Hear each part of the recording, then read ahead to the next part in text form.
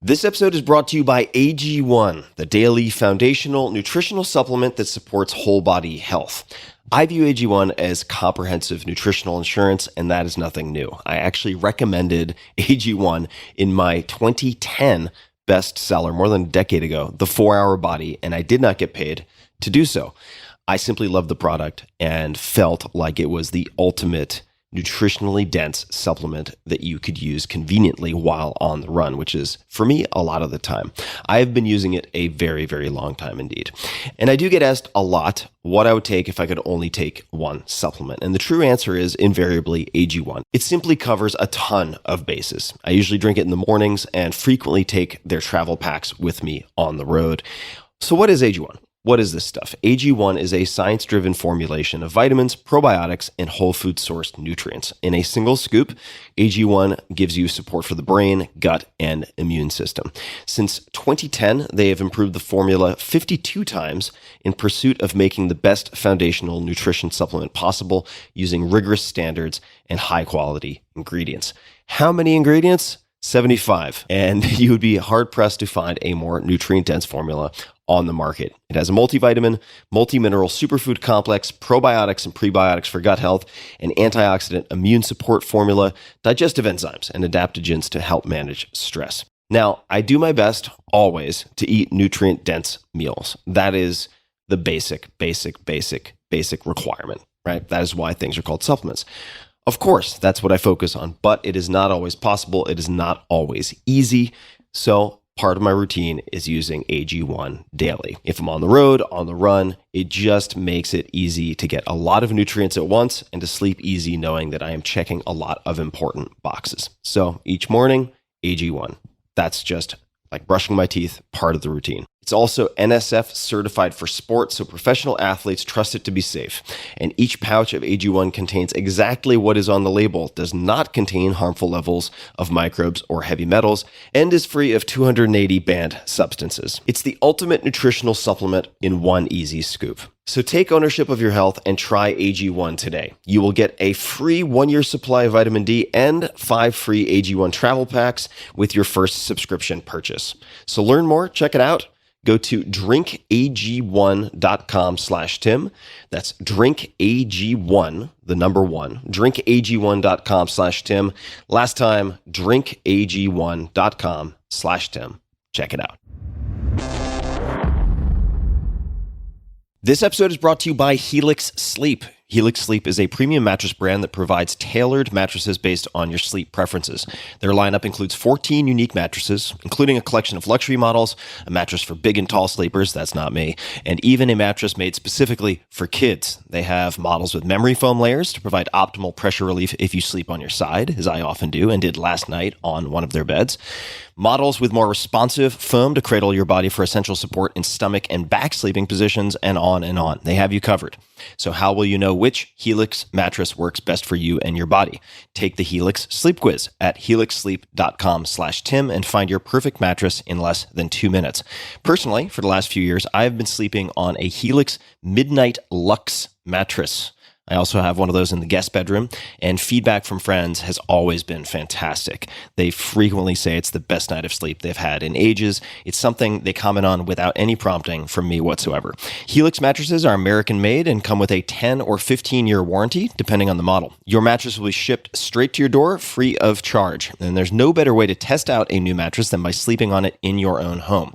That's why they offer a 100-night risk-free trial. If you decide it's not the best fit, you're welcome to return it for a full refund. Helix has been awarded #1 mattress by both GQ and Wired magazines. And now Helix has harnessed years of extensive mattress expertise to bring you a truly elevated sleep experience. Their newest collection of mattresses, called Helix Elite, includes 6 different mattress models, each tailored for specific sleep positions and firmness preferences, so you can get exactly what your body needs. Each Helix Elite mattress comes with an extra layer of foam for pressure relief and thousands of extra microcoils for best-in-class world-class support and durability. Every Helix Sleep mattress also comes with a 15-year manufacturer's warranty and the same 100-night trial as the rest of Helix's mattresses. And you, my dear listeners, can get 20% off of all mattress orders plus 2 free pillows. So go to helixsleep.com/Tim to learn more. That's Helix Sleep, Helix, helixsleep.com/Tim.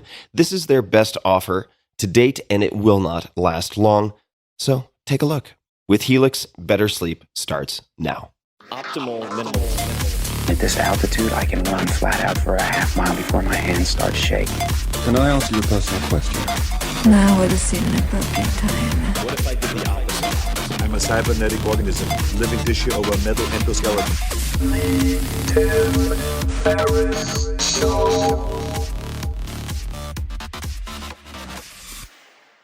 Hello, boys and girls, ladies and germs. This is Tim Ferriss, and welcome to another episode of The Tim Ferriss Show, where it is my job to interview and deconstruct world-class performers from all different fields. My guest today is John Romero. Who is John Romero?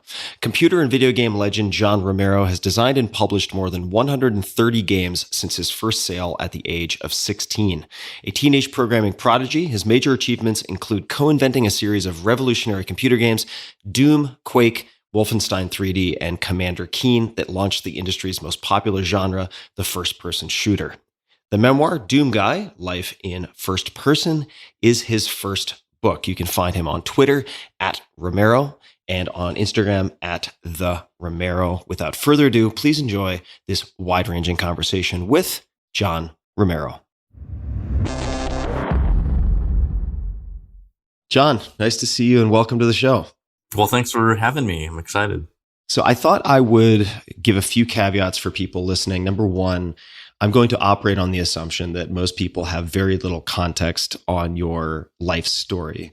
So I will be asking a lot of very basic questions.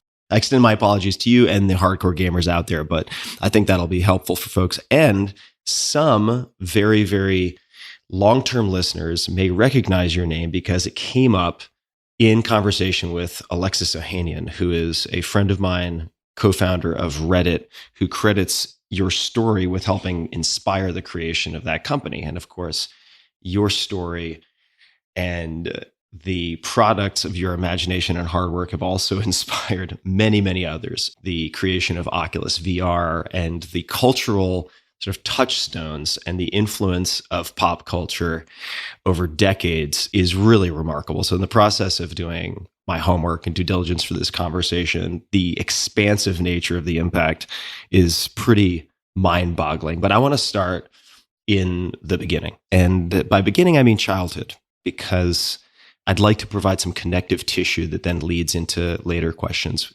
Could you please just describe where you grew up and what your childhood looked like? So I grew up in Tucson, Arizona. I was born in 1967. So I did a lot of my early years in the late 60s and the early 70s. Grew up right next to the Yaqui Reservation. And my family's, my dad's side has Aztec and Yaqui heritage. And we call ourselves Mexicans. And Mexican food was the food that we all ate. So yeah, we lived in a pretty poor place. I only lived in that area until about 4th grade. But it was pretty culturally significant to me because I really learned a lot of my Mexican side at that time. And then we moved. My dad went to the grocery store and never came back. And so my mom got a divorce and met a guy that was a military guy and got married. And then we moved to Northern California, which was very, very different than the desert in Tucson, Arizona. I would love to hear you expand a little bit on your time in Tucson and your experience with your biological father, because I think it paints perhaps a picture.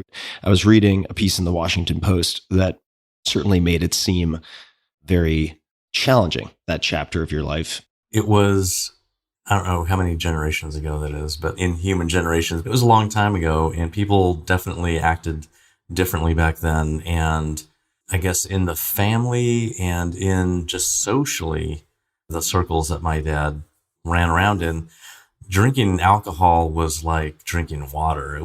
I never saw him actually drink water. It was always beer. And it wasn't just him. It was basically just about everybody And, people that drink usually will surround themselves with other people that drink because they like doing the similar things together. So everybody that I saw always drank.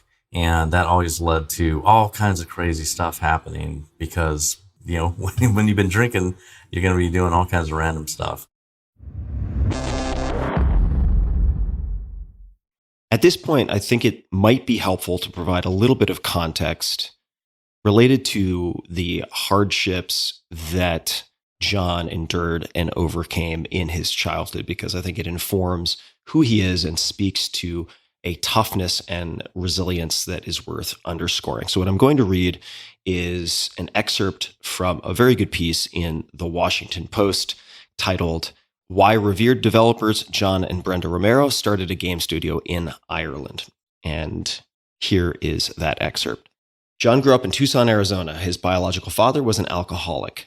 Quote, "At that point in time, John would have had burn marks on his arms, would have seen his mother getting beaten up," end quote, Brenda said. Brenda is his wife. "Money and food were tight. John's father robbed stores at gunpoint on multiple occasions to get diapers. One day, when John and his younger brother Ralph made a mess in the kitchen, his mother, stressed, told John's father to, quote, get rid of them. It wasn't meant to be literal.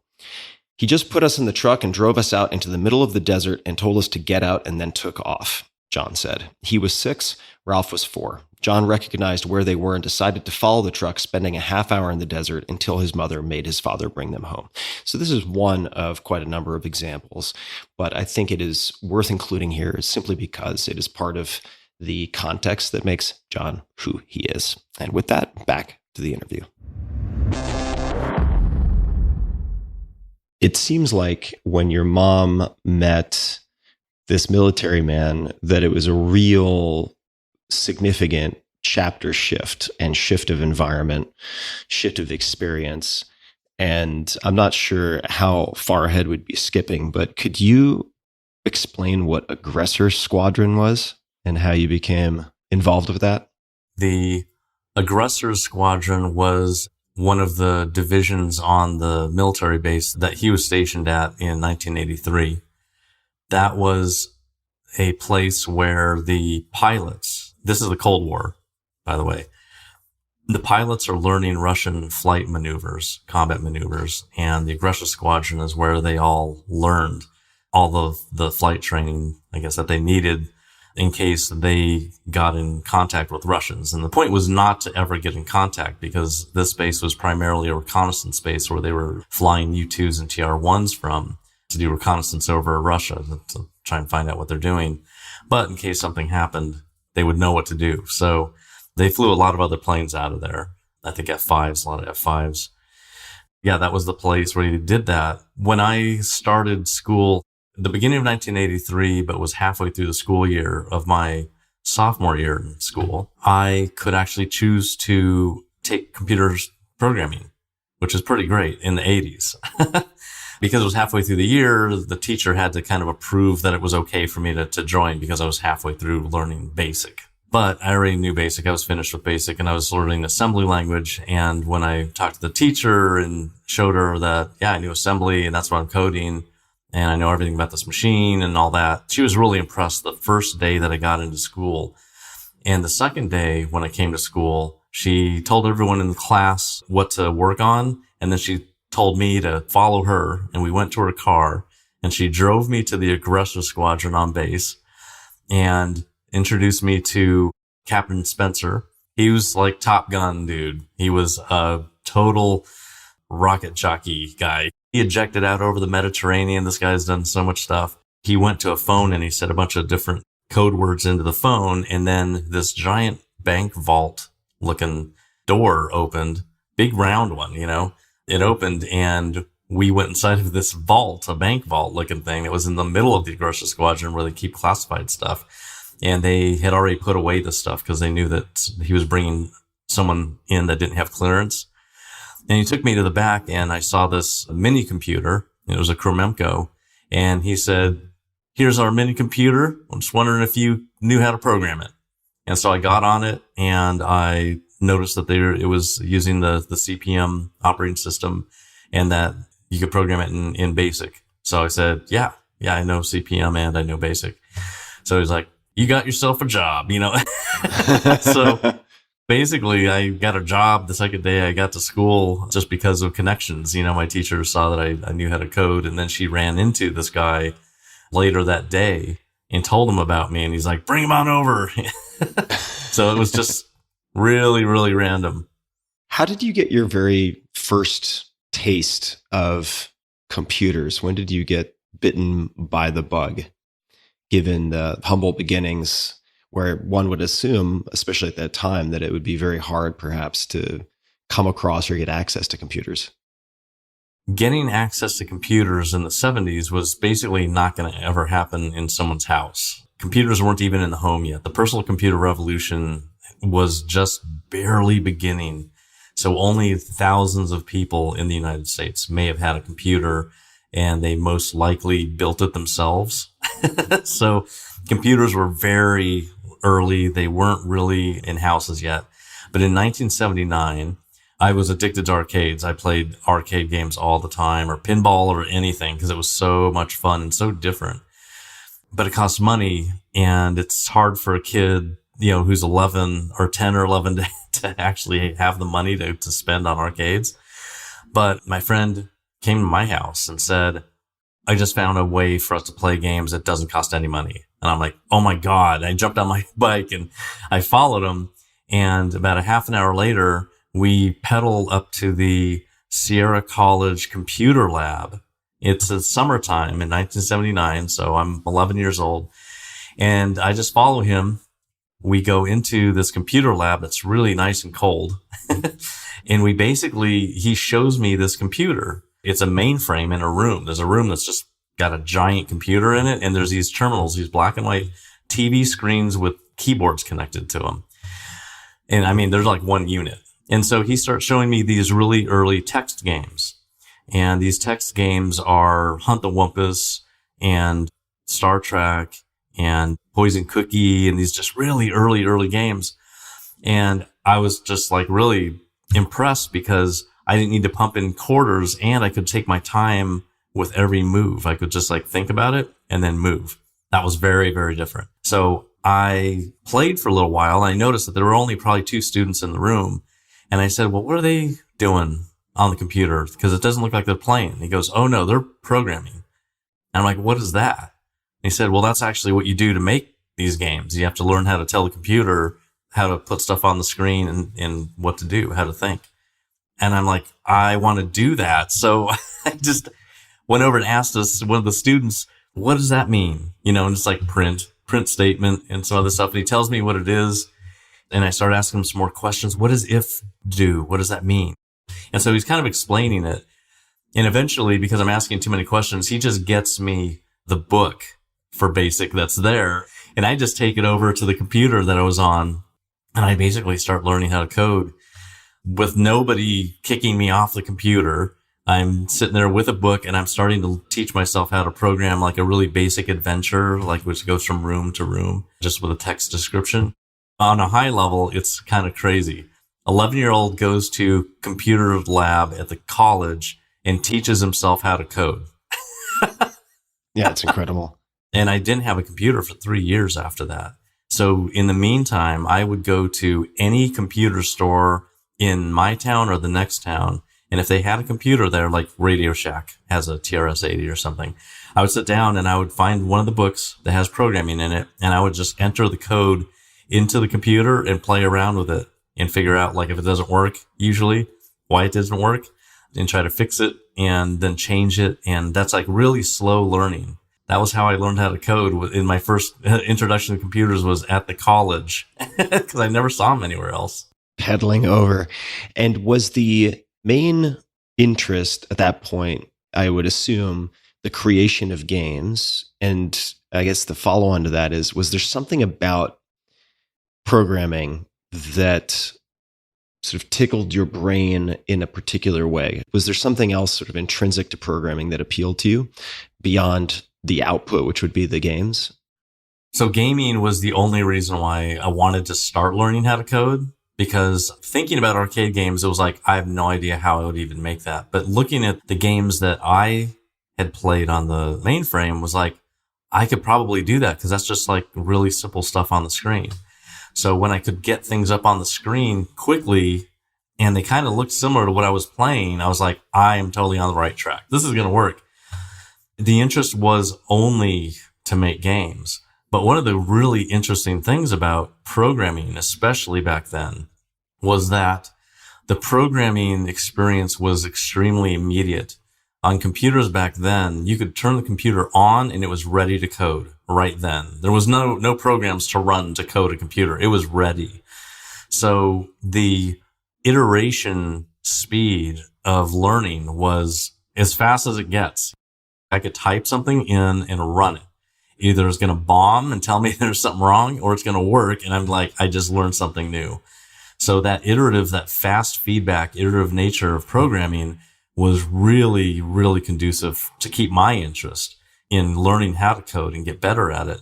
It was just like building on stuff very, very fast, learning all the keywords, figuring out how to put them all together to do certain things. And then it's like, I'm not just solving problems, but I'm starting to architect what I want to do. And so there's these phases of learning where you start to understand that like anything that you can think of, you can make it happen if you had the right words and the right description to like, how do I put a thing on the screen? Well, that's with print. How do I put it over there on the screen? There's some commands for saying exactly how to get to that point on the screen. So when you start breaking down all of these little problems and you know how to solve every one of these little problems, you start to have a lot of confidence that you can do what you're hoping to do. And that just makes you want to keep on going. If you're a person who likes to solve problems, programming is absolutely for you because your whole life is solving problems when you are a beginning programmer. You're climbing these walls constantly to get over them and learn something and go do the new thing. So I'm going to leap forward a bit, and then we're going to go back and fill in some of the gaps. And I'm getting very much in the deep end of my ignorance pool, so I'm going to need you to lead me through what I'm about to read. But I was talking to my brother last night who is involved with technology, and he pointed me ultimately to a rabbit hole that led me to a paragraph, this is going somewhere, on GameRant.com, and I was hoping you could explain what this means. So John Romero ended up making the biggest advancement in gaming since the invention of the video game itself. He was the first person to make a navigable maze appear on a screen, giving gaming a third dimension of movement. So we were just talking about problem solving, and this may require some explanation on your part, but could you walk us through the significance of that and how it came to be? Games have been around for computer games have been around since the 70s. And 3D games have also been around since the 70s. So there were some really primitive games. First person, if we're talking about first person, which is where people really start to get into 3D, there was a really, really early games in the, say 1974 is where 3D games really start on mainframe computers, where it's rendering a hallway scene and maybe a character on the screen in front of you. And when you move, you don't move smoothly. You move by a chunk of the maze, right? So it's really primitive movement, but it's like it's rendered in 3D. And not until we get to, say, Battlezone in 1980 does it become very smooth. And Battlezone is line-drawn pyramids and stuff in the scene. And say another tank, you're in a tank and there's another tank and they're smoothly moving and coming towards you. And you're having to use tank controls to aim and shoot at it. And everything's coming for you, but it was a smooth moving 3D, but it was line drawn. So the advancements in 3D eventually get to the point where you have solid filled walls. So it looks like a color, walls look a certain color. So when you turn it, it's not like seeing through an invisible wall. And then they start getting textures in the mid 80s. So if you play, say, Might and Magic, you'll see it. I think some wizardry games also had it. And even Ultima, when you go into the dungeons, you'll see a rendered 3D view that has texture on it, like someone drew a wall, like an actual bricks or whatever. But it doesn't move smoothly. It's moving by chunks, Still on computers, it was a lot slower to get to that point of smooth movement. So when we started doing 3D in 1991, we did do a filled wall, solid color walls, but we could move through that maze perfectly smooth and turn any direction we wanted to and see that maze in fluid, full, high-speed 3D, which nobody had seen at that point. So our focus was on trying to make that happen. The speed was the focus for us. Getting 3D moving quickly became, at least at that point with that one early game, that was really important for us. It wasn't to do something really amazing with the 3D, but it was just to get a 3D scene drawing at high speed so you can turn around in 1 second. You can just do a spin. That took a lot of computer knowledge of the hardware of the computer and also how to draw a scene not using all of the 3D equations that you normally would use to compute a 3D scene, restricting the way that you could move to reduce the amount of computation that you needed to do to turn the scene into a scene that is visually complex in 3D, do that very quickly by not having to worry about certain angles that you would see or turn your head or roll forward or whatever. So we restricted you to only one plane of turning where you're just rotating your head around. You can't look up and you can't look down and you can't tilt your head sideways. So by reducing your motion that way, it reduced the kind of computations that we needed to do. So if I'm hearing you correctly, and I may not just because of my limitations as a Luddite, or maybe not a Luddite, but more of a muggle in this capacity, but it seems like you applied positive constraints, a number of constraints, so that you could use, let's call it an elegant code to dramatically improve the speed of the player experience. And I'd love for you to explain two things for people listening. Number one, when you're saying us, who is us? And why do you think you guys were able to create this breakthrough instead of perhaps other teams? Or were other people simply not looking at it the same way you were in terms of optimizing for speed and using that as like the primary driver behind the development? Okay, so us is id Software, which is the company that I co-founded in 1991. We started in 1990, but we officially started the company in 1991. And that's me and John Carmack, Tom Hall, and Adrian Carmack. Adrian and John are not related. And it was just us four that founded this company. And in 1991, which is the first year that we were officially in our own office, basically, to make games, full-time, all day long at our own company, which is a major achievement for us because, like everybody, we have jobs. Like we had day jobs, but we had created a game in our off time, and it did really well and allowed us to basically start the company formally.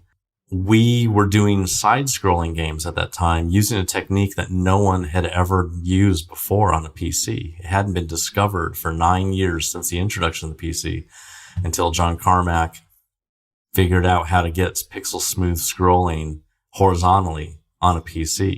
Can you give an example just for people listening who may not know the terminology? I know it seems self-explanatory, but a side-scrolling game, what would be a well-known side-scrolling game so people can visualize? Yeah, Super Mario Brothers is a side-scrolling game, and there were thousands of them throughout the 80s. But on a computer, on a PC, and the PC came out in August of 1981, on the PC, no side-scrolling game could move a dot at a time horizontally. It always moved by 8 pixels. It just chunked across the screen. So it was very chunky and blocky when it moved. And that's because even moving the whole screen itself took a lot of time. But to move it by a pixel was kind of unimaginable because there was no way to control that at a high speed.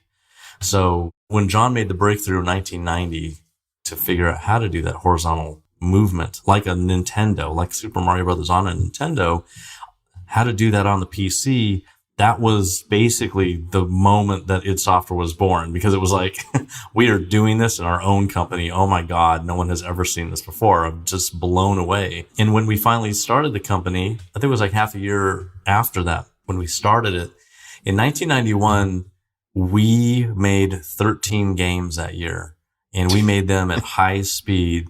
A game took us 2 months, but we would make 2 games at a time. We were so busy The first 3D game that we made was called Hover Tank 1. And that was just to get our feet wet in 3D, because we knew that 3D is really where games are going eventually. Because at that point, there were very few 3D games, and they were very, very slow. None of them made a wall look like there were bricks on it or rocks or whatever. It was always some kind of solid color or some little pattern of dots, 2 different colored dots to make it look like another color that doesn't really exist. It's called dithering when you do that. It wasn't really advanced. So our focus was to make the screen appear like other games, except make it so we can move through the level smoothly, not in chunks, and to be able to turn in any direction and do that at a very high frame rate, because no one had ever done that before. And that was the focus of Hover Tank 1. And that game was made in 2 months. That was John's big breakthrough, was just creating the architecture of that engine and getting the rendering for 3D going at that speed. 13 games in 1 year. I know nothing about game development, but I imagine with a relatively small crew, that sounds like a lot of games. What do you think enabled you guys to do that maybe was not present for other people working on games who had much lower output? What were the ingredients or the approaches or the principles, anything at all? Maybe just tolerance for sleep deprivation. I don't know. What were the ingredients that allowed you guys to do that? So the way that we could achieve this game development at such high speed back then was that when we got together as id Software, we had already individually, other than Adrian, who just learned how to put pixels on a computer screen, but he was a fine artist on paper already for his whole life. Each one of us 4 had 10 years of game development experience, like all the time. And so we'd already made dozens of games each. Tom Hall, who was our creative director, he was a programmer, an assembly language programmer. He made tons of adventure games. He did action arcade games in assembly language. So he was already a very fluent programmer. John Carmack, of course, coded since he was a kid. I had coded since I was 11. So we'd been making games for 10 years, and the amount of games that we'd made was dozens each. And when you make that many games that quickly, you learn how to scope. And scoping is basically defining exactly what that game should be and not adding to it. Subtracting from it, most likely, if you're going to try and get it done. So scoping is like, this is the amount of time that I have. This is probably the kind of game that we can make and how big we can make it. Let's do that. And as you get closer and closer to that deadline, you start cutting things away that you don't need to hit that deadline. When we did it before meeting each other, when we did it on our own time, we set ourselves our own goals for finishing our own games. And we got really good at scoping. So when we got together and we saw what we could do together, we also scoped together how big those games should be. And we had to deliver within 2 months. So we had to know how good every one of us is, how fast we can all work, and then scope a game to that limitation. And because we had 10 years of game dev experience, we could just slam games out super fast, come up with ideas, bam, start doing the graphics, doing the animation, programming the engine, making the levels, making the level editors to create levels, you name it, all the tools that are in the background that no one sees, to build the game data, put it together in packages that the game can access. There's so much technology that goes on before you get to gameplay programming. But we were used to doing that already for 10 years. So it was not just the experience that we had, but it was also the focus that we had. We were just so happy to be able to make games all day long as a job, which is really just like the luckiest position ever. So we could focus on doing that. We could scope our games down really, really well. We knew what to cut when it was time to start cutting stuff if we're getting closer to our deadline. And because there was no internet back then and no one had cell phones, there was complete and total focus because our phone never rang. There was a phone on the wall and that thing never rang. So there's no interruptions. Nobody's coming to the house and knocking on the door and interrupting our thoughts. So we could just focus for 12 hours a day at least and just code, design, you name it, constantly. To build on the emphasis you put on scoping, which I think is certainly applicable to so many different projects, maybe all projects. I mean, that certainly applies to book projects and so on that I've been involved with. Podcasts, right? Thematically choosing where you'll go and where you will not go. I was doing some research, and if I'm taking us into a dead end or a cul-de-sac that doesn't make sense, you can tell me. But right. I read a discussion of different, I suppose, principles at id Software, and a comment came up which was no prototypes, which was attributed to you, and talks about you guys being your own best testing team and so on. And I was wondering if, can't believe everything you read on the internet, of course, but if this is true, if you could elaborate on what you mean by that. So to get that many games done that fast, you can't be playing around with making prototypes. Prototypes are like, let's test this and see if it works. And let's test that and see it. There's no testing. It's like, here's the game that we're going to make. Here are all the characters that go in the game. Here's how many levels we have. Here are all the pieces of the levels that need to be drawn. Here's all the animations that need to be created, all the tools that need to be programmed, all that stuff. There's no way to do any prototyping if you're going to get done in 2 months with 4 people. So we had no prototypes. We knew how to code already. So there was like, because we can just see it in our minds, we can just visualize it. And we communicated with each other just going, okay, it's going to look like this on the screen. We're going to see mountains in the background. On the foreground, we're going to have another plane, and we're going to have trees there. And we're going to have up in the trees, we're going to have these characters, and their AI is going to be limited to blah, blah, blah, blah. And so we just kind of describe what the game is. And we can do that within, let's say, an hour.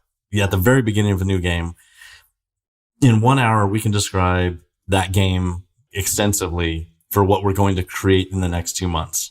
There wasn't like, well, then we have to figure out this. It was like, there's no figuring it out. We're just making it. Mm-hmm. So there weren't prototypes. It was just, we're making the game.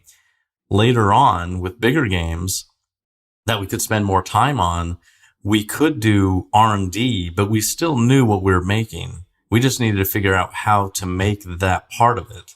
It wasn't like we'd build a piece of the game and then throw it away. We would build this functionality in, because that was the original design.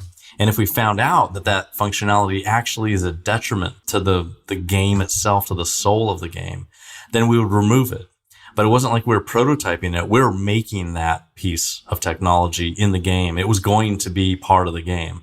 But we find out that that is not where the game is really. And then we pull it out. So let me ask I'm sure, a naive question, but if you are going to ensure that, for instance, you can take an element like that and remove it later, if it is not contributing to it or reinforcing the soul of the game, do you need to think about that design spec in advance so you don't end up with a piece you want to remove, but that is sort of interdependent with other elements in the game? In other words, does like the architecture, how you approach it, need to be decided in advance so that you have the capability of removing something in that way? When we're coming up with the design of the game, let's say in this case, it's Wolfenstein 3D.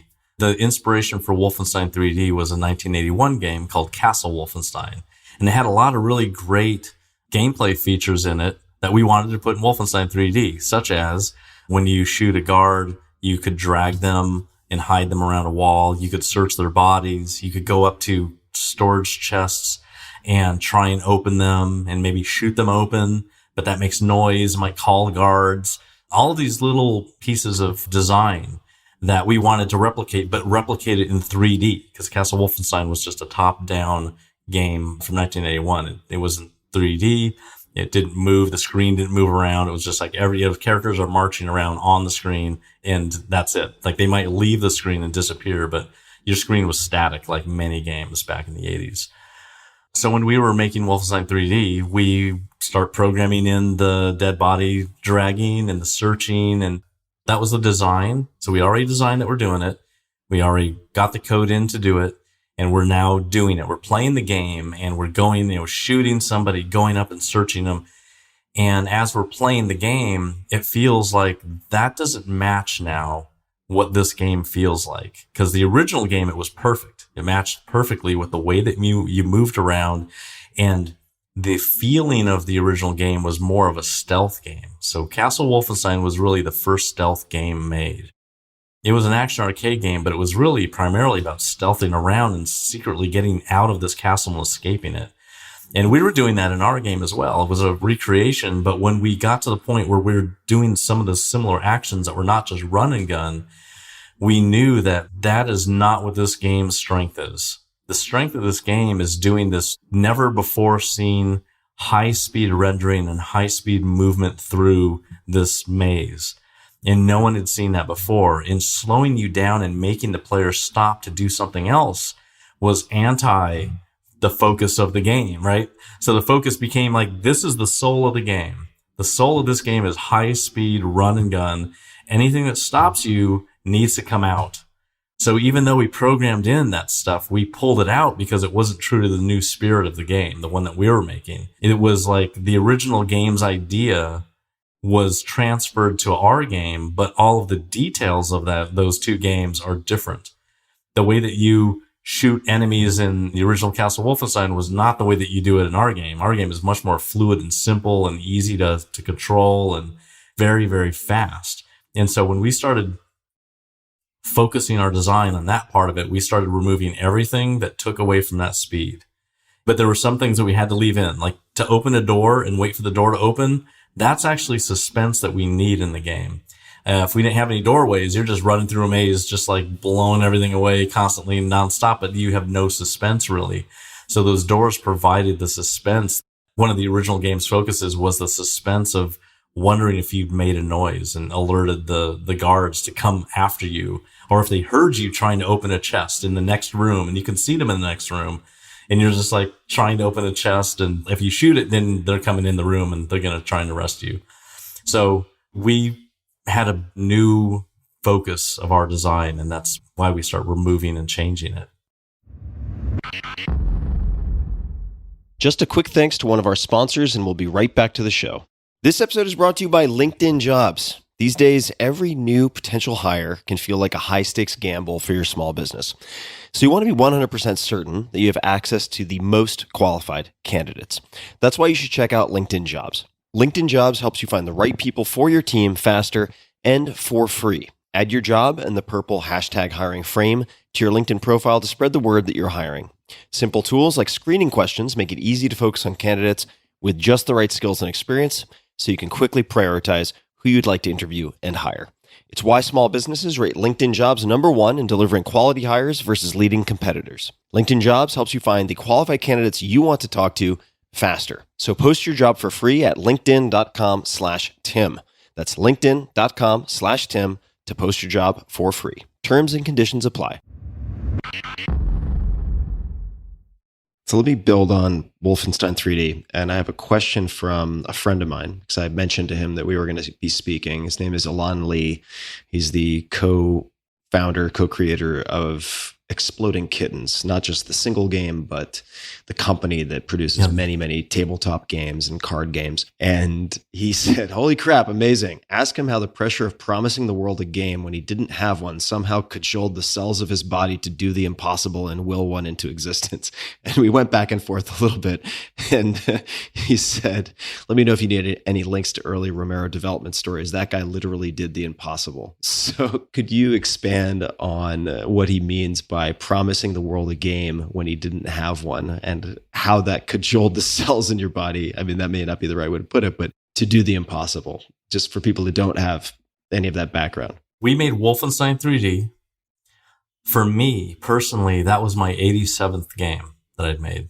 Right after Wolfenstein 3D, we made Spear of Destiny. That took us 2 months. That was number 88.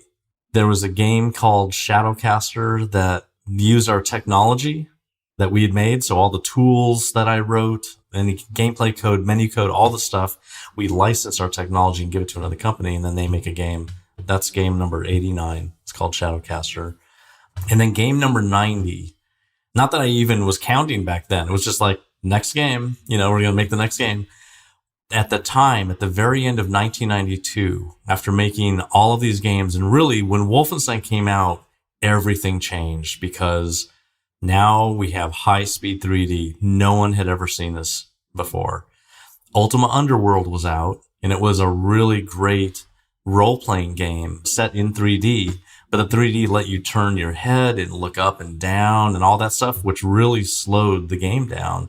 So it wasn't a high-speed game. You would step slowly through a dungeon, but it was 3D. It was like the 3D is now happening at this point. Like, if it's not ours, it's probably slow, but it is 3D because the world is now going to become 3D. But it's hard to get to that point. Our focus was speed. That was where we wanted to live. So with the next game, we had such massive success with Wolfenstein and Spear of Destiny that we jumped basically to the front of the industry with those games. Like immediately, bam, we are now in the lead because nobody was making this, and this was the new thing. High-speed 3D is the future. We're there first, and we need to keep our lead. The planning for our next game after that, and our planning was happening at the end of 1992, was the creation of the engine that was a Wolfenstein Plus engine. After Spear of Destiny, it led to Shadowcaster, but that engine's architecture was too limiting for what we had in mind for our next game. So that's why we licensed that technology out and decided we're not using that 3D engine architecture anymore. And so at that point, we'd made 4 games in full 3D, high speed, all that. For our 5th game, we needed a new architecture and to come up with a list of all of the things that this new game would do. And we were thinking like, we need to go beyond anything we've ever seen. This next game, and this was the only time we ever did this, the next game needs to be the best game we could imagine playing. That there can't be a better game in the world than this game. What would that game have? So we made a list, a bullet point list of all the things that this new game should have. Obviously, it needs to have light and dark. It has to have light levels. It needs to be like spooky. It needs to have bright areas, which we had no lighting in Wolfenstein. It was just full bright, like the lights were always on. So it's like, we need lighting control. We need height control. We need to be able to go up and down stairs. We need to have giant, tall rooms, really cramped rooms. We need walls to be drawn at any angle, which no game in history had ever done at that point, where you can have a wall that's at an angle and like a wall that's jagged and all that. Every game before this next game was basically a maze game. And when you look at a maze from above, it's just 90-degree wall turns. It's like those classic mazes, labyrinths, where you're just like drawing a line through the maze. That's what every single game from the 70s until that point looked like. Wolfenstein 3D was a high-speed maze game. It was the same thing. 90-degree corners all over the place. So this next game would break that barrier. So we're going to have what we call non-orthogonal walls that could create a space that no one had seen before.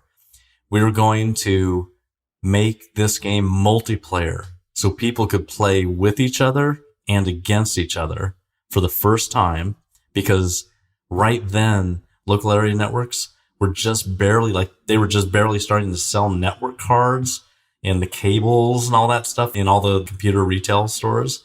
So we would make a game that would take advantage of a network if you ever had it, and it would take advantage of the modem to play against or with your friends. And then we would also make the game open so people could change the game to do whatever they wanted and make it their own, basically. They could make levels, they could make new sounds, new graphics. They could change the whole game, basically, and mod it. It's called mods, modification. So we would open it up to modders who wanted to create a new experience using the tech that we created. And we would also give away the first piece of this game for free into the world. And you don't have to pay for it. You just get it. And if you like it, you had fun. If you want more, then you buy it from us. That's called shareware. We had this whole list of everything we were going to do. And we were very confident that we could do it because John was already planning the architecture of the engine. He already was very confident in how he was going to be able to do that. And at that point, we were just on top of the world. Like, we had just conquered everything with Wolfenstein 3D and with Spear of Destiny. And so we're just like, invincible feeling, So what we did was we took our 2-week vacation at the end of 1992, and we came back in January of 93, right at the beginning of the year, and we're going to start working on this new game that we called Doom. And we decided for some reason that we were going to put out a press release and tell everybody what's going to be in this game, and it will be the greatest game that Earth has seen. And we did. We put a press release out before we even start writing the game. We put a press release out saying this will be the best game anyone has ever played on a PC, and this is what's going to be in it. And it's a breakthrough in game technology and all this crazy stuff. So we needed to fulfill that, and so we started working on it. Okay. Crazy. Yeah, it's nuts. There are, for instance, as thought exercises, some companies that will write press releases in advance of developing a product, technology product, to help sort of hone their focus on various elements, right? But that is for internal use only. You guys actually put out the press release. What was the conversation around the press release? Because it's a smart team. There was some thought, I'm sure, that went into that decision. What was the logic, if there was one, behind putting out the press release? I don't know why we would have put out a press release. It doesn't make any sense, but I think that what happened is Wolfenstein 3D came out. Remember, at this point, we were so used to making games extremely fast. With Wolfenstein, that was the very first game that we could make in any amount of time that we wanted. There was no deadline on Wolfenstein. We made the shareware version of Wolfenstein in 4 months and uploaded it. So there was 4 of us making Wolfenstein. We had Kevin Cloud in there for the very last month to add graphics and do a bunch of other cool stuff. But we were very fast, and we didn't have a deadline on that game, and it released in May, the shareware. So we had the rest of 1992 just building up this world domination of Wolfenstein. There was an internet top 100 list of games every week. When Wolfenstein was at the top for the entire year after it came out, it was huge. We were just on top of the world, but after we released Spear of Destiny, it came out, I believe, in September of 1992, and no one had heard anything from us in 3 months. Which back then, with these accelerated schedules and people wanting to know what we're doing, like we're finally now doing interviews with places.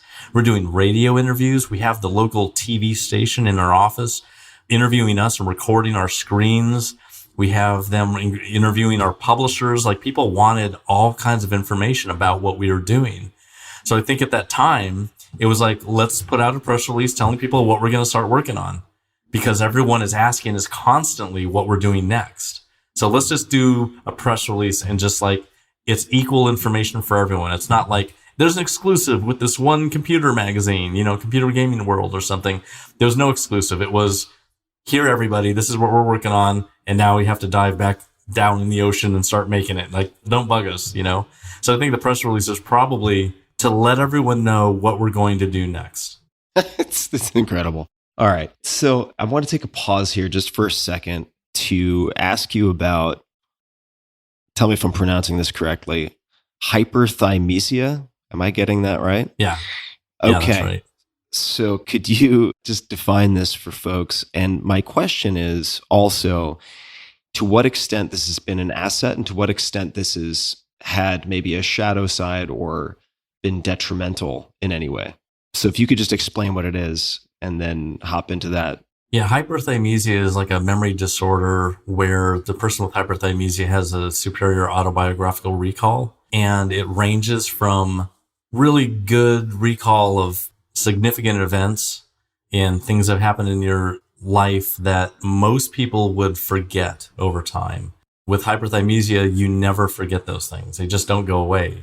You wouldn't know it if you're young, but as you get older and you start to lose decades of memories because you don't use them and they're not significant anymore, hyperthymesia, you don't lose them. They're always there. And the extreme end of hyperthymesia is where you remember every second of your life since you got hyperthymesia. And that could be born with, but sometimes it is an induced memory disorder. So people have been hit in the head with a baseball and boom, they have hyperthymesia, and they have they record every second of their life, which gets to be kind of insane because everything that you've ever done is always present in your brain. And having all of these thoughts, all of these memories constantly, it's a big hindrance, I guess, in just normal operation, just living. My hyperthymesia is I remember basically everything that has happened to me, mostly all the significant stuff and things that are connected to it. So music and movies and programming and games and that kind of stuff. I would remember basically all of that stuff through all the years. And I would, things that I cared about, I would remember those things. I would remember the names of people who wrote games, when those games were published, the year that they were published, all of that stuff. So I would remember everything. So it makes it a lot easier to just say, hey, what happened in 1983 when you were doing blah, blah, blah. It's well, I was actually programming this stuff, but I didn't have my computer yet. So I had to do it on paper in the kitchen and, in Suavity, or I could tell people what I did whenever. Have you had that to the best of your knowledge since birth, or was that induced at some point? I think I've had it mostly since birth, but it got stronger when I started to learn how to code at really high speed after getting the computer in the house. I was learning so much so fast, I actually had to take breaks from learning because my head was just packed full of stuff and it needed to settle. Yeah. And I had to stop myself from learning for a day or two before I could jump back in and fill my head full of stuff again. And due to the nature of what I was learning in the early 80s, which is learning every byte of memory in an entire computer, the knowledge of language wasn't as important as the knowledge of hardware at that time. So I needed to learn all of the hardware of the computer that I was programming, and then the languages on top of that, and then start creating off of the top of that information. So that was also a forcing function to induce memory of everything basically that was happening. I have one family member who has almost certainly, I never had heard this term before, but hyperthymesia. He can recall just about every fact, every experience, significant or trivial, from his past. So he's much older than I am, but can recall the seating arrangement in every class that he was ever in, every word of every foreign language he's ever studied, et cetera. And what I've seen is that is a superpower on so many levels, but it also, as an example, has been challenging for him because negative experiences, arguments, let's just say slights, kind of moral injuries, all of these things are also as ever present for him. And it's very challenging. And I'm wondering if you have seen any, I don't want to say trade-offs, but challenges related to having such an enhanced memory besides what you've mentioned. I'd say that's totally true for a lot of people that have that. For me, the, say, negative/hindrance would be that I think a lot of things are similar in importance, even if they aren't. So I would think that this possibly insignificant detail is more important than anyone else would think. And the reason why I think it is because of the way it's connected to other things. It's right. If that didn't happen, then these other things wouldn't have happened as well, Yeah. So it's not knowing say for this book, what's important and what isn't important. Right. But it was really important that I went to the heavy metal concert with this person. Has that been challenging in group environments, like team environments, where you're sort of trying to weigh the relative significance, but because in your mind, some of these elements that might not be deemed important by other people are sort of importance adjacent, so you weigh them more heavily? Has that been challenging in team environments at all? Not really, because I think the most helpful part of that is just knowing what has been made before. Like what games and game design techniques, programming techniques, approaches to certain control issues, like that stuff.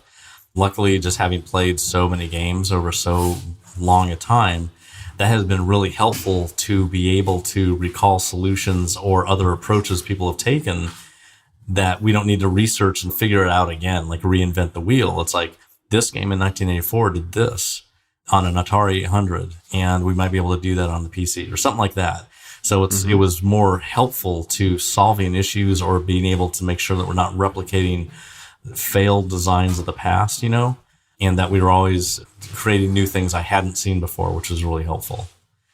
How important or how much of a contributor do you think to the ongoing success of the team was having two games and therefore two options for things to work on at any given point in time?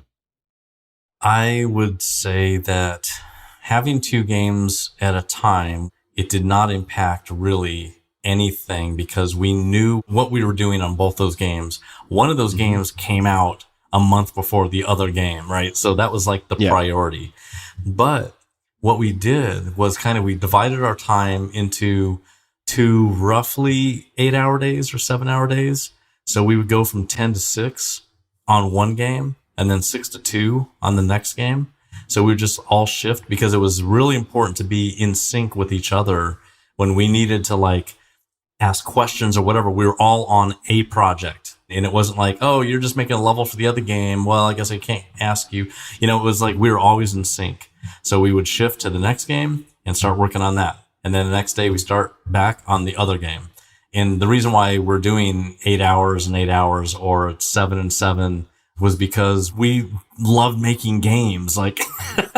We wanted to get these games done. We were learning a ton. It was super fun being together and making these games. We'd be laughing. It would be new things that we're inventing. It was just it was like being in a lab where things are going right all the time. So it was super fun, and we could do those hours without a problem. And we did it for a whole year. All of 1991 was spent with all the hours that we were awake working on games, 2 games at a time at least. Because we were in sync at the same time when we shifted projects, we didn't get creative block with something. It's like, I can't even figure out what I'm going to do with this level. I'm going to just make a level for the other game. We would help each other if anyone got stuck. It's like, I don't know what I'm going to do for this one section. And I'd put a meat grinder in there or something. And it was like, oh, yeah, good idea. We would help each other. But most of the time, we already knew what we were doing. I mean, we kind of pre-thought everything out before we started working on these games. And we could do it at really high speed. So we just executed because that was the really important part. We got the ideas and we have lots of experience. And it was all about the execution of our ideas and in sync. And luckily, because we had such a small team of 4 people, that could happen very fast. The bigger the team gets, the harder and longer it takes to make one vision come out the right way. But with 4 people that have very distinct jobs to do, it works really, really well. Doom, we paused at the press release. You go on to create Doom. When did you, after its release, or maybe in the course of developing it, realize, holy shit, this is a monster, or it's going to be a monster? This is going to be bigger than even our grandest press releases could have predicted. Was there a moment or an event, a day, anything that comes to mind? Several things happened during the development that were interesting in that respect. We knew at the very beginning of making the game that it was going to be the greatest game that we've ever played, because that was our focus of, why we're making the game. So we already knew it was going to be awesome and the best game that we had ever played. That was already a given. But while we're making the game, we got to a point where Tom Hall left the team in August of 1993, and we brought in Sandy Peterson to replace him doing level design work. I basically took over as the game designer of the game. And that's how we started stripping a lot of stuff out of the game, like lives and score, and getting rid of, items that didn't matter. Really streamlining the design. Sandy was making levels.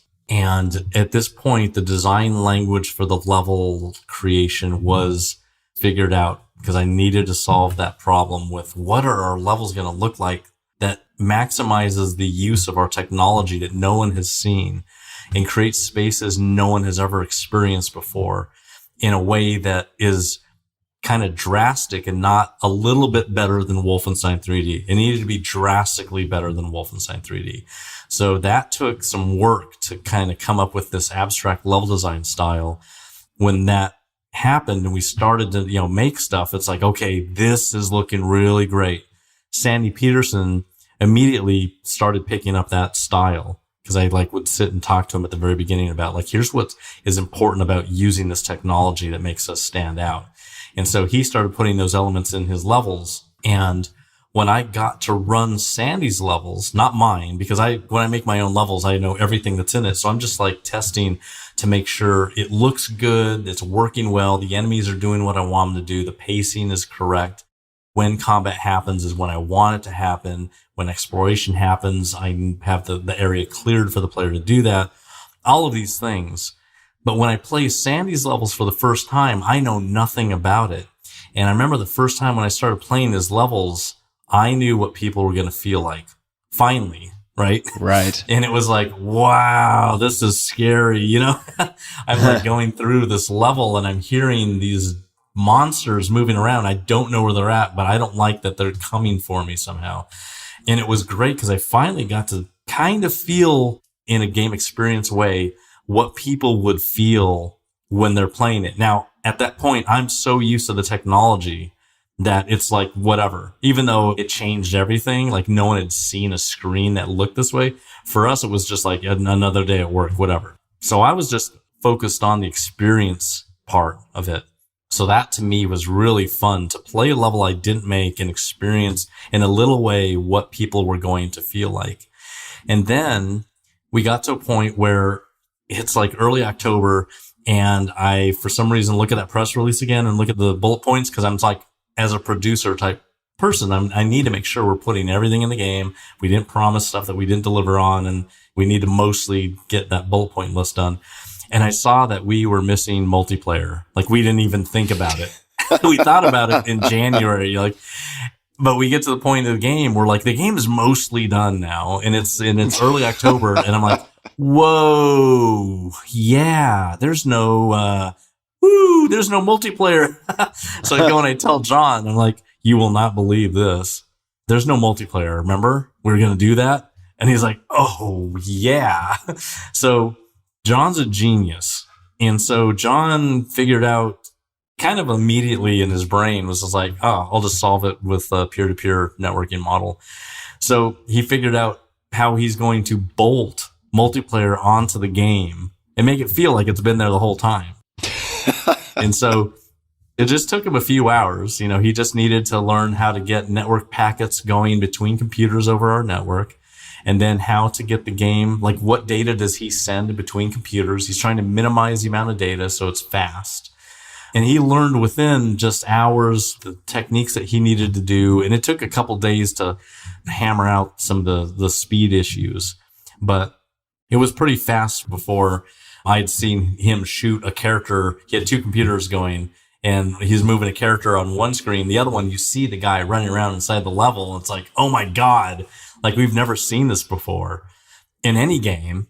And then you shoot him and the guy dies. And it's oh my God, this is going to be the most fun thing in the world. And I go back into my office and I get that code running on my machine and we just start shooting each other. It's this is nuts. Oh my God. And then I'm imagining the level I'm currently working on and seeing two people fighting in another room from my viewpoint. And I'm just there's nothing like this on Earth. Oh my God. This is changing everything, So I got so excited at that point. So that was another, holy shit, this is going to be so different and blow everybody away. It's going to change everything. So multiplayer was when I saw that, and this is October. And so that was really amazing. And then the lead up to when we're about to release the game, we're not online talking to anybody, but somehow the people knew we're getting close. We were starting to get random phone calls at the office. We have people online coming up with, there's these weird subcultures going on in Usenet around Doom and people creating games based on Doom being the best game that could ever be made.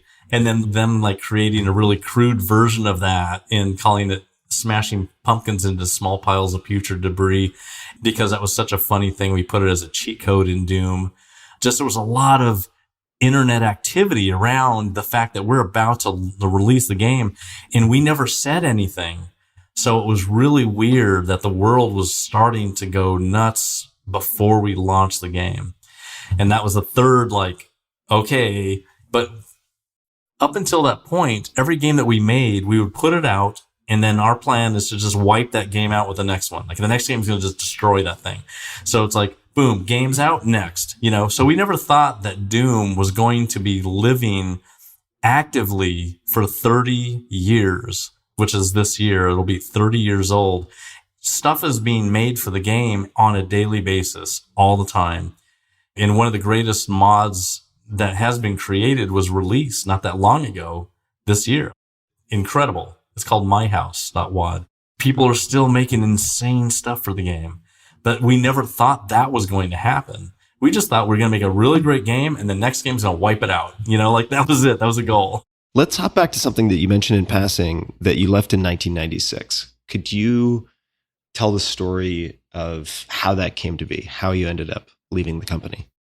We started making the last game that I had worked on at id Software was named Quake. And we started working on Quake in 1995 as a team. John had already kind of started planning the technology at the end of 94 when we were finishing Doom 2. He was exploring the technology for the next game, which was going to be a massive, massive jump in technology. And so when we started as a team in 1995 to make Quake, it was like making Doom, right? It was like, here's this giant mountain we got to climb again. There's a lot of tools. There's a lot of foundational work that has to get done, and let's do it. So we just started working on it. And the design of the game also was like, we started making Quake and we couldn't because the tech wasn't going to be there. But this now was going to be the tech that we could use to make Quake, which is why we named it Quake. So it's like, we're going to do that game. That game was a medieval 3D adventure with combat. It wasn't a first-person shooter because that never existed at that time. It was going to be a 3D action medieval. We're going to recreate our D&D adventures that we had and put it in full 3D, in a real full 3D game. So that was the design. As I'm making the level editor and kind of experimenting with 3D, there's a lot of other stuff going on at the company because Doom changed the planet, and then Doom 2 again was even better than the original Doom. It was crazy because we only had, at the time, when we shipped Doom, where it was only 6 of us that shipped Doom. And on top of that, we had 3 other people in the company to handle business, all of the managerial type stuff, and all of the technical support type stuff that was going to happen. That's incredible. It was a very small company. And working on Quake, we gotten our team up to 10 eventually to make Quake. And still with the other 3 people, I think, on top of that, the company was 13 people when Quake launched. So we had like a very small team, and we had the world coming at us. And there was so much to deal with Doom's impact and the articles, the hint guides, the strategy guides, the other projects that we had going, that it took up a lot of time, which wasn't bad because at that time, there was a lot of technology creation for Quake going on.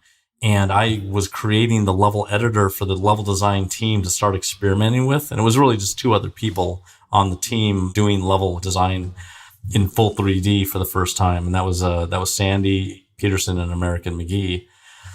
So it was still pretty small. We still had more people eventually to hire onto the team to get us to 10 by the time Quake was shipped. But at this time, there was probably 7 of us. It was pretty small. During that time, the design of that medieval game just kept getting stronger and stronger. It was getting reinforced with more things that could be done to reinforce the feeling of that medieval world and do new things that we hadn't seen a game do at that time in lots of different ways. So it was becoming a really strong design, really strong, really cool. And the problem was that we were spending all of that year kind of spinning our wheels doing 3D levels, little pieces of levels and stuff, but we didn't have the gameplay programmer that could actually do anything in the game because the engine wasn't ready. Like, we're waiting for that engine to actually happen so we can start using it. John, can I pause you for 1 second? Just for people who hear this word but may not understand how it applies within game development, could you just define engine? Yeah. In simple terms, what is an engine? So at this point in our game development, we had created this term called engine. And the engine is what drives the game. And that is the thing that puts the images up on the screen. It's the thing that loads files and saves files. It's the thing that takes input in and makes gameplay happen.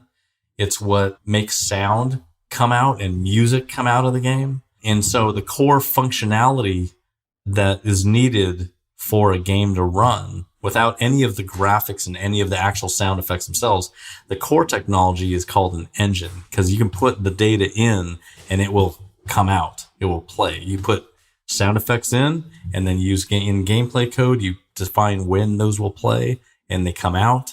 And so it's an entire set of code that any game can be made from. So it's called an engine. Mm-hmm. And we pioneered the idea of an engine in 1990 with our original Commander Keen game. We started calling it an engine even before we launched Keen. So we started that idea in 1990.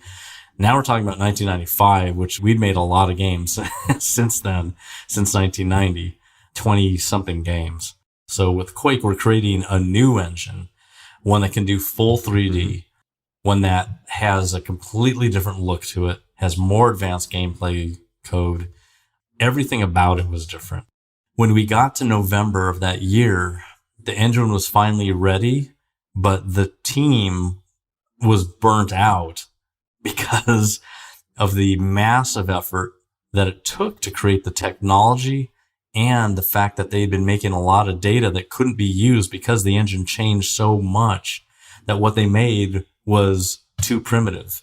The engine could do more than what they had created, because every time we were making stuff for the game, the engine would be at a certain point of speed, and we're modifying our levels to make it, run well at that speed. But that means it's a little too primitive because the engine got faster and faster and faster. And by the time we reached November, we could render much more interesting, views in the world, but we didn't build those worlds yet. We were slowly inching towards them. So it was a lot of like, wow, all the stuff I worked on, can't really use it. So people were burned out from that. And the team did not feel like they were up to the task of doing research on a new style of game, which is what Quake was going to be. It was not going to be a first-person shooter. They basically suggested that we should just make a shooter because we know how to do it. We can nail it. This is brand new tech that's awesome already. If we just do a shooter, we can all just like ship a game and take a rest kind of thing, And I was just like, no, we need to do this. The whole world knows what this game is. It's in magazines. Like, everybody knows what Quake is. And this is like what I'm all about is we're pushing our technology to the limit. Let's push design to the limit too. Let's go beyond what we've done before and make something new people haven't seen. I wanted to make this 3D game experience something no one had seen before that goes beyond our first person shooter. And so they just really didn't want to do another unknowable mountain to climb. Like, when is it going to be defined? Like, we don't have a scope that has an end on it now. We didn't either with the engine, and we didn't change course while we're doing it either, which is what really harmed the team. So I basically just kind of gave in and said, I will design a first person shooter that will use all of this stuff and what we've done to date to the best that we can, and then release it as fast as we possibly can. So we started doing that from the middle of November. We basically went into crunch mode at that time. Even though everyone's burned out, they're mostly burned out because they weren't making something that they could see what it was going to be used for. Because we wanted to get it done as fast as possible, we went into what's called crunch mode, which at that time was 7 days a week, all the hours that you can, which is at least 10 a day. And we did that for 7 months, 7 days a week. Oh my God. Yeah. And it was really hard. And after the game was released, it was, like a month and a half before I quit because there was still some work for me to do to get the game mastered and created to go into stores and be shipped to customers, that kind of thing. I took a vacation. I came back. I mastered all that stuff. And I was already planning for half a year to leave because if we're not going to commit ourselves to furthering design, it's just going to become a technology company, then I want to leave and go create a design company. And so I already planned after that big meeting about a month later, two months later, already planned to leave and start another company with Tom Hall. And he agreed that he would love to do that. So I said, after shipping Quake, then we'll start doing that. So that's what happened.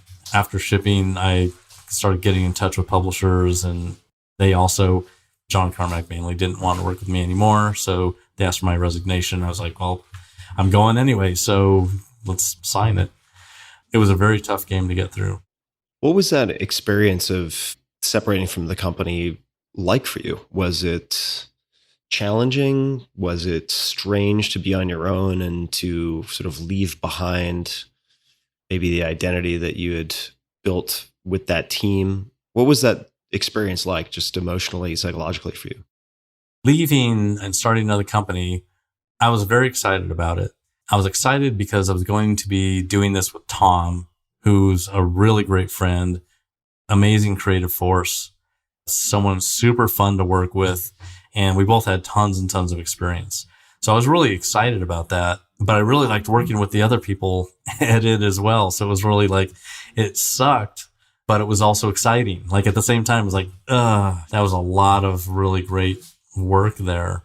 But I'm also excited about what I can possibly do without limitations on what, say, design could do. It was negatives and positives, but I think that it was mostly positive because we're starting to do something new.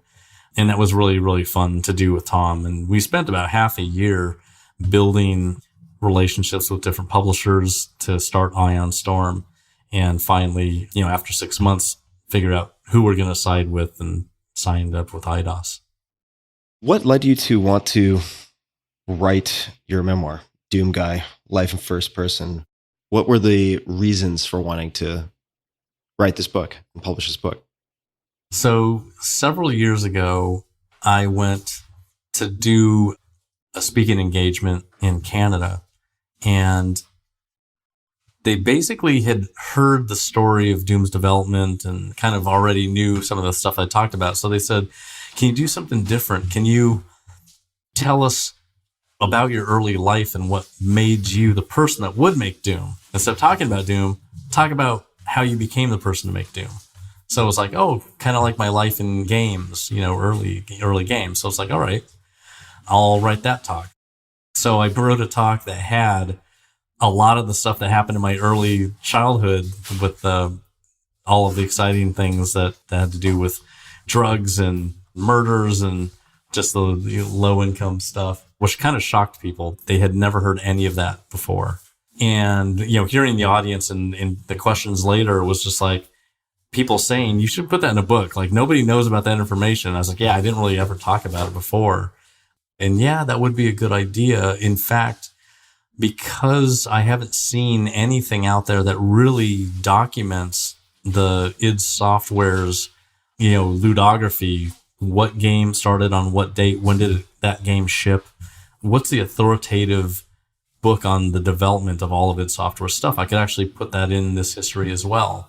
So it was kind of a twofold reason for writing the book, was to get the whole story out there from when I was born until today, and to also be a really good chronicle for everything that happened during those years and when those things happened, and a bunch of the cool stories that people hadn't heard before, and just put a lot of really good stuff in there as well. Like, there was a game that I was working on called Black Room, and every once in a while I get people asking, so what's up with Black Room? And I always tell them, I can't talk about Black Room. Well, Black Room's in this book. So it's really, really, people are going to get to hear everything about Black Room. Is it true that Doom, the name, comes from the color of money, or is the origin story a different origin story for the name? Yeah, the name for Doom, it came from John Carmack. He was watching Tom Cruise's The Color of Money movie. And when he was watching it and he saw the guy walk up to Tom Cruise as he's got his cue stick inside of a case on his lap. And the guy's like, "What's in there?" And Tom Cruise like looks down at it and looks up at the guy and goes, "It's Doom." It was like, wow, that's a really great name. Like we haven't heard of a game called Doom before. So he said, "How about Doom?" And it was like, that is awesome. Yeah. And that was it. The rest is history. So, John, people can find you on Twitter at Romero, on Instagram at the Romero. Thank you for taking the time. And is there anything else you'd like to mention? Any other asks or requests of the audience? Anything at all that you'd like to mention before we bring this to a close? Well, I mean, I'm really grateful to have had a really fun career making games. It's been a blast from the early days of learning how to program a computer all the way to today using really advanced technology to make shooters with bigger teams. I've seen everything that's happened during that huge span of time, and it's been just a really, really, really great time overall. So I'm just happy to have had that kind of a life, and that's all of that is basically in this book. Excellent. John, thank you so much for taking the time, and I am looking forward to getting a copy of Doom Guy. People will be able to find it wherever books are sold, and we'll link to everything in the show notes as per usual to all my fine listeners at tim.blog/podcast. And until next time, be just a little bit kinder to yourself and to others. And as always, thanks for tuning in. Hey guys, this is Tim again. Just one more thing before you take off, and that is 5 Bullet Friday. Would you enjoy getting a short email from me every Friday that provides a little fun before the weekend? Between 1.5 and 2 million people subscribe to my free newsletter, my super short newsletter called 5 Bullet Friday. Easy to sign up, easy to cancel. It is basically a half page that I send out every Friday to share the coolest things I've found or discovered or have started exploring over that week. It's kind of like my diary of cool things. It often includes articles I'm reading, books I'm reading, albums perhaps, gadgets, gizmos, all sorts of tech tricks and so on that get sent to me by my friends, including a lot of podcast guests. And these strange esoteric things end up in my field, and then I test them, and then I share them with you. So if that sounds fun, again, it's very short, a little tiny bite of goodness before you head off for the weekend, something to think about. If you'd like to try it out, just go to tim.blog/Friday. Type that into your browser, tim.blog/Friday. Drop in your email, and you'll get the very next one. Thanks for listening. This episode is brought to you by Helix Sleep. Helix Sleep is a premium mattress brand that provides tailored mattresses based on your sleep preferences. Their lineup includes 14 unique mattresses, including a collection of luxury models, a mattress for big and tall sleepers, that's not me, and even a mattress made specifically for kids. They have models with memory foam layers to provide optimal pressure relief if you sleep on your side, as I often do and did last night on one of their beds. Models with more responsive foam to cradle your body for essential support in stomach and back sleeping positions, and on and on. They have you covered. So how will you know which Helix mattress works best for you and your body? Take the Helix Sleep Quiz at helixsleep.com/Tim and find your perfect mattress in less than 2 minutes. Personally, for the last few years, I've been sleeping on a Helix Midnight Luxe mattress. I also have one of those in the guest bedroom, and feedback from friends has always been fantastic. They frequently say it's the best night of sleep they've had in ages. It's something they comment on without any prompting from me whatsoever. Helix mattresses are American-made and come with a 10 or 15-year warranty, depending on the model. Your mattress will be shipped straight to your door, free of charge. And there's no better way to test out a new mattress than by sleeping on it in your own home. That's why they offer a 100-night risk-free trial. If you decide it's not the best fit, you're welcome to return it for a full refund. Helix has been awarded #1 mattress by both GQ and Wired magazines. And now Helix has harnessed years of extensive mattress expertise to bring you a truly elevated sleep experience. Their newest collection of mattresses, called Helix Elite, includes 6 different mattress models, each tailored for specific sleep positions and firmness preferences, so you can get exactly what your body needs. Each Helix Elite mattress comes with an extra layer of foam for pressure relief and thousands of extra microcoils for best-in-class support and durability. Every Helix Elite mattress also comes with a 15-year manufacturer's warranty and the same 100-night trial as the rest of Helix's mattresses. And you, my dear listeners, can get 20% off of all mattress orders plus 2 free pillows. So go to helixsleep.com/Tim to learn more. That's Helix Sleep, HELIX, helixsleep.com/Tim. ag1.com/Tim. This is their best offer to date, and it will not last long. So take a look. With Helix, better sleep starts now. This episode is brought to you by AG1, the daily foundational nutritional supplement that supports whole body health. I view AG1 as comprehensive nutritional insurance, and that is nothing new. I actually recommended AG1 in my 2010 bestseller more than a decade ago, The 4-Hour Body, and I did not get paid to do so. I simply loved the product and felt like it was the ultimate nutritionally dense supplement that you could use conveniently while on the run, which is, for me, a lot of the time. I have been using it a very, very long time indeed. And I do get asked a lot what I would take if I could only take one supplement. And the true answer is invariably AG1. It simply covers a ton of bases. I usually drink it in the mornings and frequently take their travel packs with me on the road. So what is AG1? What is this stuff? AG1 is a science-driven formulation of vitamins, probiotics, and whole food source nutrients. In a single scoop, AG1 gives you support for the brain, gut, and immune system. Since 2010, they have improved the formula 52 times in pursuit of making the best foundational nutrition supplement possible using rigorous standards and high-quality ingredients.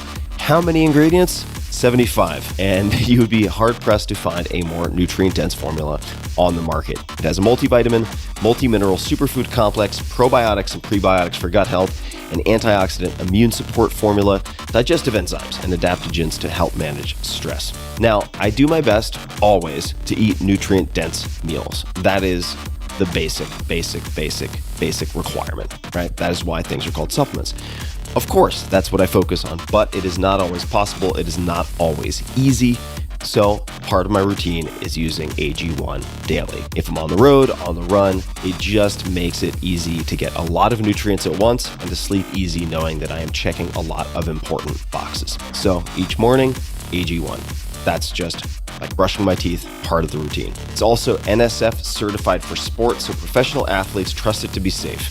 And each pouch of AG1 contains exactly what is on the label, does not contain harmful levels of microbes or heavy metals, and is free of 280 banned substances. It's the ultimate nutritional supplement in one easy scoop. So take ownership of your health and try AG1 today. You will get a free 1-year supply of vitamin D and 5 free AG1 travel packs with your first subscription purchase. So learn more, check it out. Go to drinkag1.com/Tim. That's drinkag1, the number 1, drinkag1.com/Tim. Last time, drinkag1.com/Tim. Check it out.